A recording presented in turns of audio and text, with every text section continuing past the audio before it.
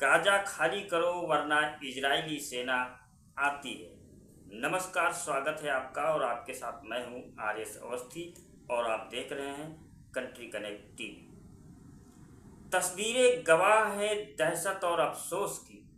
Gaza एक ऐसा शहर जो अब नक्शे पर सिर्फ नाम भर का रह गया है, जहां सुबह का उजाला अब सिर्फ सायरनों की आवाज से होता है और रात का अंधेरा गोलियों और बमों की गूंज से। इजराइल ने गाजा को अल्टीमेटम दे दिया है, शहर खाली करो, यही तुम्हारे लिए भलाई है। और ये धमकी अब महज शब्दों तक नहीं रही। पिछले 24 घंटों में इजरायली सेना ने गाजा के बीचों बीच एक 12 मंजिला इमारत को जमींदोज कर दिया। वही इमारत जहां विस्थापित लोग शरण लिए हुए थे। आईडीएफ का दावा है कि ये हमास का खुफिया अड्डा था, लेकिन सच्चाई ये है कि मलबे के नीचे दब गई मासूम जिंदगियां, मासूम चेहरे और बुजुर्गों की आखिरी सांसें। इजराइल का दावा है कि अब तक 50 से ज़्यादा टेरर टावर्स गिराए जा चुके हैं।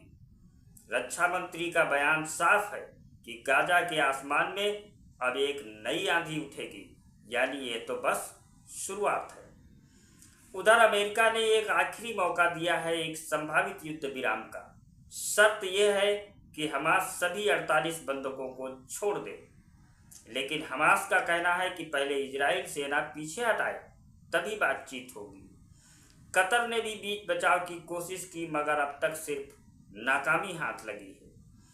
जमीनी हालात बद से बदतर है। खाने पीने का सामान नहीं, पानी नहीं, दवाइयाँ नहीं, बिजली नहीं और सबसे बड़ा डर जमीनी हमले का। इजराइल अब सिर्फ आसमान से बम नहीं बरसा रहा, बल्कि गाजा पर जमीनी नियंत्रण की तैयारी भी कर रहा है।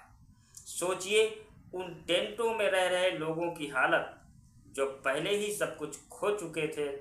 अब उनके पास न घर है न सुकून है, तो सिर्फ डर और तबाही।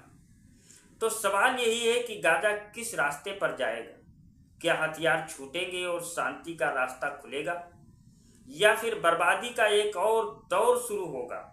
फिलहाल इतना साफ है कि गाजा की गलियों में हर गुजरते घंटे के साथ इंसानियत दम तोड़ रही है। इस खबर पर आप क्या सोचते हैं और इजराइल की इस धमकी पर आपका क्या सोचना है? आप हमें कमेंट में ज़रूर बताएं।